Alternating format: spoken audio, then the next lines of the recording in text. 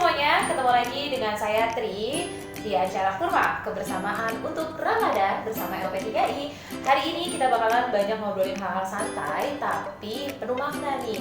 Hari ini akan kita bincang santainya bersama seorang praktisi pendidikan yang juga ya banyak hal ya. Nanti kita bakal ngobrol sama beliau, yaitu Pak Agung. Halo Pak Agung. Halo, saya Agung. Kembali lagi bersama acara Kurma Kebersamaan untuk Ramadan bersama LP3I. Bersama LP3I.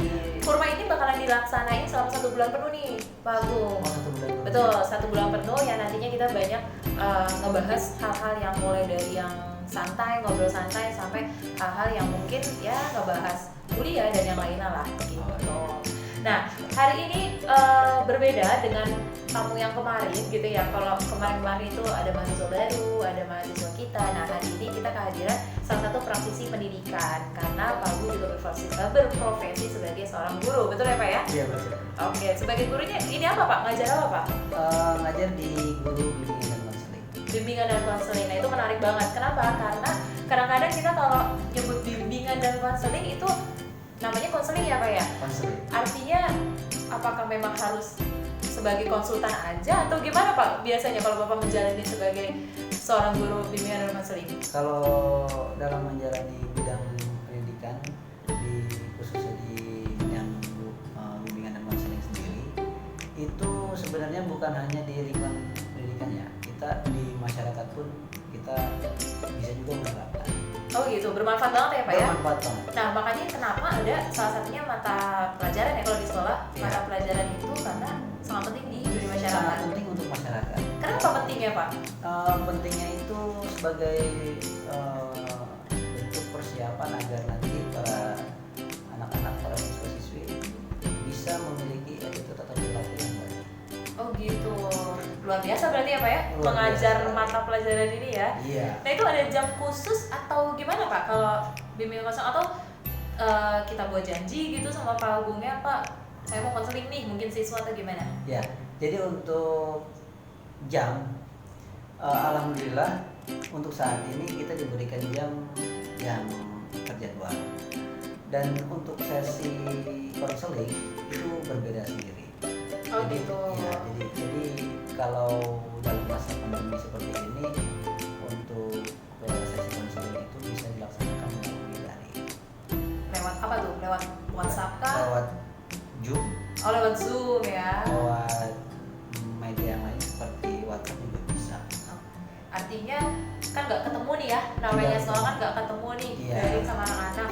Berarti nggak membatasi ya? Tidak membatasi untuk kita melakukan aktivitas pelayanan bimbingan dan konseling kepada anak-anak. Jadi kita tetap mengoptimalkan kemampuan yang kita.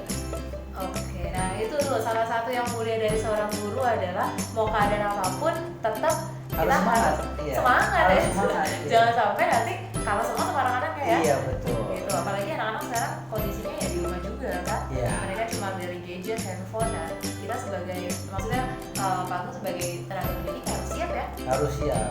Jadi kalau seumpamanya saya melaksanakan kegiatan pembelajaran itu minimal ada yang namanya aktivitas Google Meet. Google Meet itu untuk menyapa anak-anak agar menghilangkan rasa kejenuhan. Gak mungkin ibaratnya kita hanya belajar dengan cara membaca, kemudian mengerjakan tugas dan lain sebagainya. Tentunya kita harus bisa berinovasi sekreatif mungkin untuk memberikan pelayanan kepada anak-anak.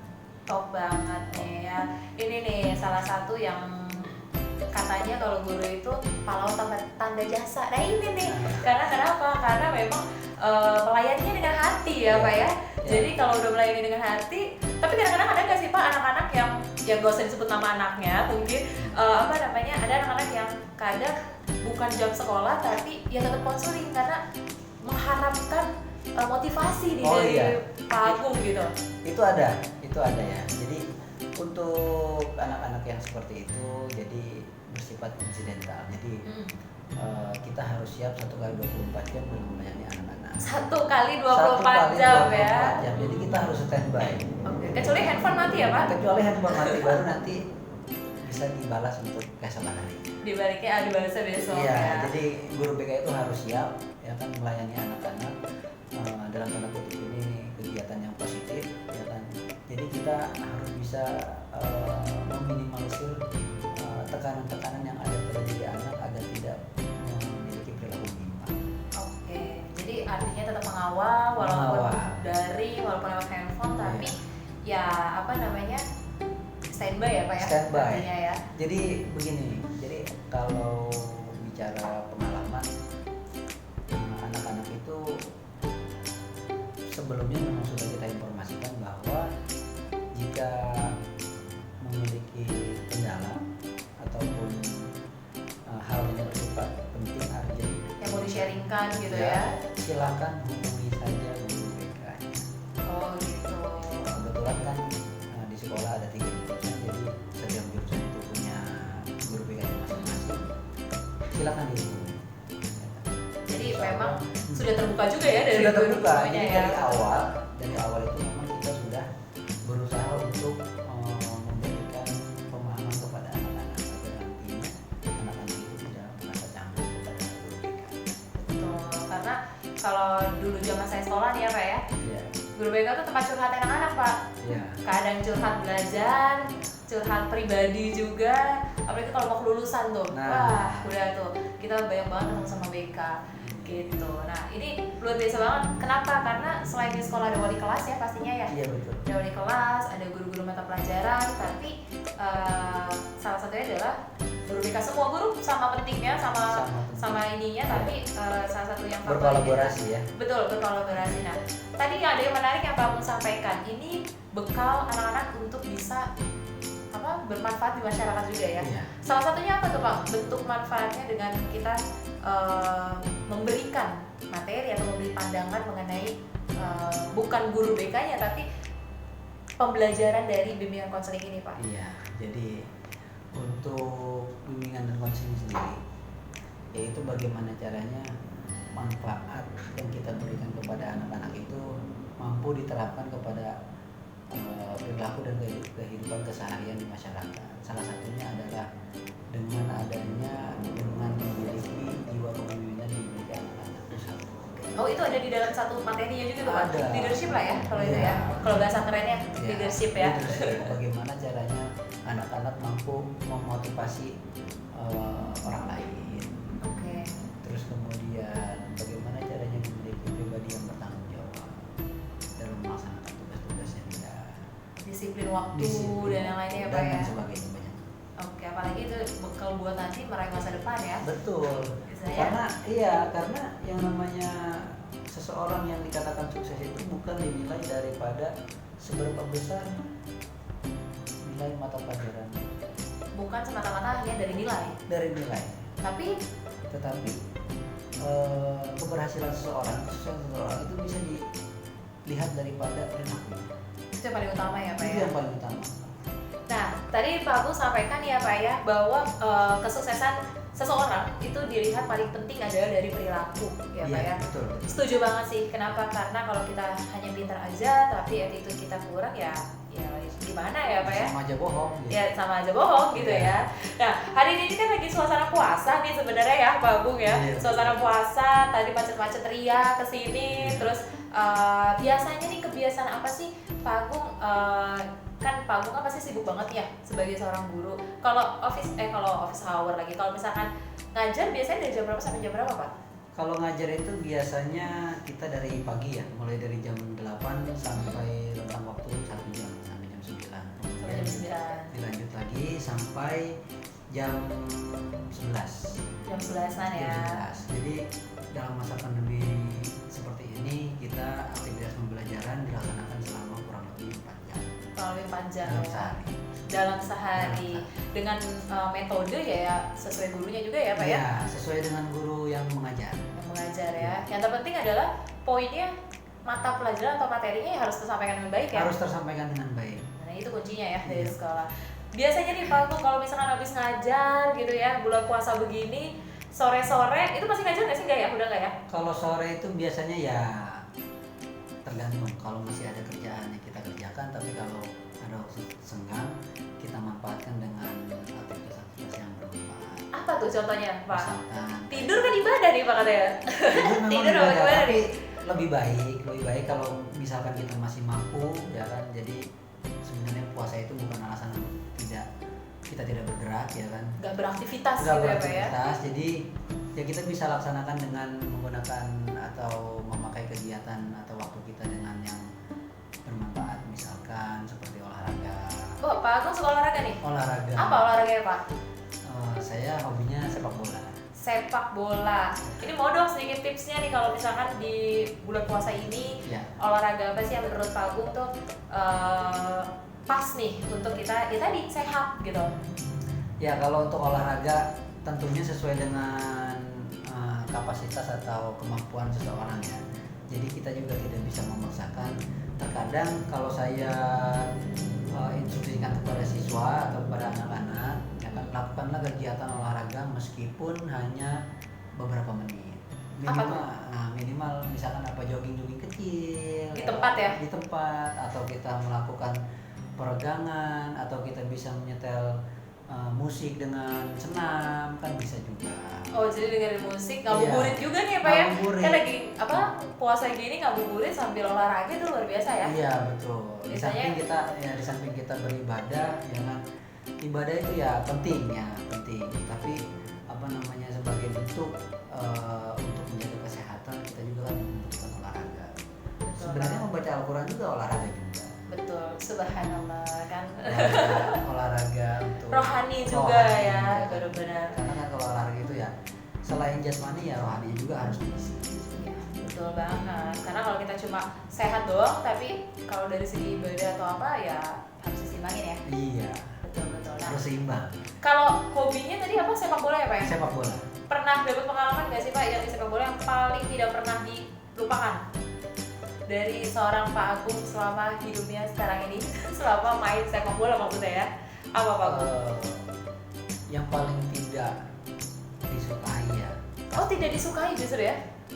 Pastinya itu adalah permasalahan dengan cedera ya. Oh, cedera. Pernah tuh cedera Pak? Pastinya pernah. Main bola? Iya. Takut lecet Pak ya? Ampun, mendingan gak usah main ya Pak ya? Iya. Namanya di rumput ya Pak ya? Betul. Nah, itu pengalaman yang paling gak bisa dilupain. Walaupun kita punya keseharian sebagai seorang tenaga pengajar gitu ya, Betul. tenaga pendidik, tapi ya hobi juga namanya manusia biasa juga ya Pak ya? Dijalani juga dengan baik ya. Jadi biar tidak terlalu stres juga pikiran, memikirkan kerjaan secara terus menerus ya kan. Betul. Kita juga harus merefresh pikiran kita, otak kita agar kembali bisa berpikir di hari-hari hidupnya. Betul banget, setuju. Saya setuju sama Pak Agung. Jadi kita jangan terjebak di rutinitas. Iya. Gitu ya. Iya. Tapi jangan juga tiap hari ntar main bola ya Pak ya. Iya. Rutinitas juga jadinya. Jadi kita harus atur. Gitu. Harus atur waktunya, capek juga ya Pak ya. Oke. Nah, kalau misalkan Pak Agung sendiri nih melihat proses pembelajaran secara daring sekarang ini ya, Iya. maksudnya sebagai tenaga pendidik ya pastinya segala sesuatu ada plus dan minusnya ya. Betul. Dengan secara daring. Tapi Iya. plusnya apa sih kalau menurut Pak Agung secara daring ini Secara daring untuk pribadi sebagai seorang guru? untuk plusnya pada saat kita melaksanakan pembelajaran daring, itu yang pertama kita menjadi lebih mengetahui ilmu IT yang Teknologi ya. yang ada dalam kondisi saat ini. Itu satu. Terus yang kedua, kita memiliki wawasan yang luas mengenai materi-materi yang sekiranya bisa diupdate, yang sekiranya kita bisa berikan kepada siswa, yang minimal materi yang kita sampaikan itu tidak selalu dengan materi yang itu aja. Jadi bisa lebih kreatif Bisa gitu lebih ya. kreatif. Seperti itu. Tapi pastinya lebih seneng banget kalau ketemu anak-anak ya Pak. Lebih senang banget kalau Rindu nggak sih Pak sama anak-anak nih? Rindu sekali. Rindu banget ya. Rindu banget. Kita juga di sini di kampus kan daring juga nih ya. Jadi ya sama mahasiswa juga kayak kangen banget udah setahun gitu kan. Udah setahun nggak ada kegiatan apa-apa Iya, ya. kadang-kadang suka kalau malam itu sebelum menjelang tidur, kapan kira-kira ya kita bisa masuk gitu kan untuk bertatap muka dengan anak-anak. Tentunya sangat rindu sekali, apalagi pada saat jam-jam istirahat mereka ngobrol ya Iya kan? benar. Berinteraksi secara langsung ya kan, bercerita pengalaman apa yang sekiranya bisa obrolkan, Sharingin ya. Nah, Jangan sedih Pak. Jangan sedih. Jadi ntar rindunya jadi malah sedih nih. Nah, jadi ya itulah sedikit meluapkan rasa rindu pada anak-anak. Iya ya, dan siapa tahu dengan ya pasti kan ada hikmahnya semua ya Pak ya. Ada hikmahnya. Artinya ya tadi jadi mengenal teknologi walaupun pastinya ketemu secara tatap muka itu jauh lebih efektif ya Pak ya. Jauh lebih efektif dibandingkan daring seperti itu. Nah, pesan-pesan nih dari Pak Agung untuk ya saya juga buat teman-teman yang mungkin nanti denger nih dengar video kita kali ini sebagai seorang guru, apa sih pesan-pesannya untuk semua pelajar atau ya semuanya sekarang lagi belajar gitu ya, artinya mau itu SD, SMP, SMA ataupun sampai dengan kuliah, apa pesan Bapak sebagai seorang guru, harapannya apa sih untuk anak-anak ini, dikhususkan mungkin juga anak-anak Bapak yang Bapak ajar dengan secara umumnya seluruh pelajar di Indonesia di tengah pandemi dan bulan puasa sekarang nih Pak? Iya, jadi pesan-pesannya kepada khususnya kepada anak-anak tercinta ya, dalam kondisi pandemi seperti ini kita harus sama-sama saling mengintrospeksi diri sendiri. Itu yang pertama, kita evaluasi.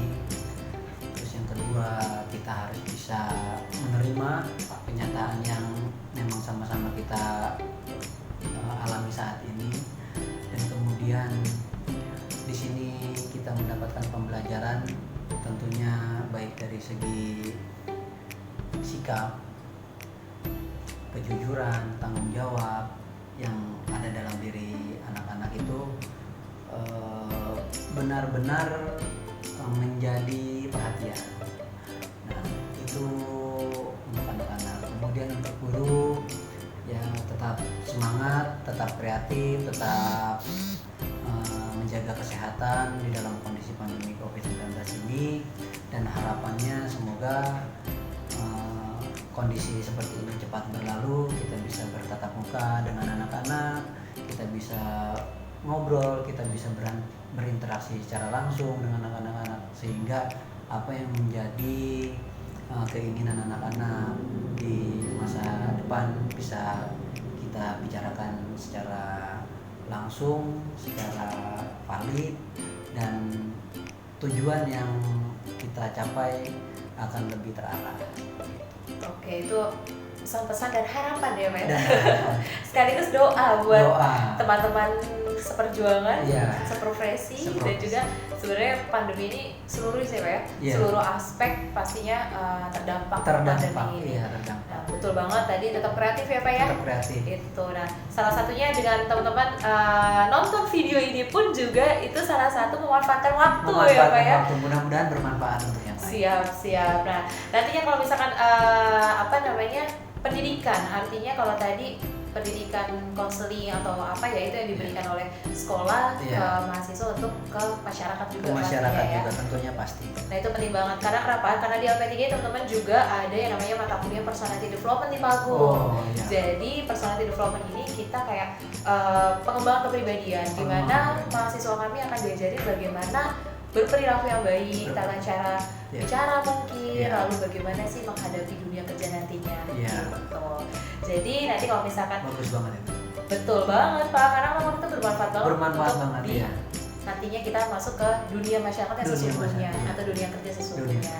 Gitu. Nah, itu teman-teman ngobrol santai kita sama Pak Agung di tengah kesibukannya Pak Agung sebagai tenaga pendidik, kemudian ada hobinya juga, kemudian pastinya juga waktu dengan keluarga, tapi masih menyempatkan waktu untuk kesini. Terima kasih banyak. Sama-sama. Thank you banget Pak Agung, sehat selalu, Ibu. salam untuk keluarga, untuk rekan-rekan kerja semuanya. Amin. Dan semoga pandemi ini cepat berlalu ya Pak ya. Dan terima kasih teman-teman, kita sampai jumpa lagi di acara Kurma selanjutnya. Terima kasih. Assalamualaikum warahmatullahi wabarakatuh.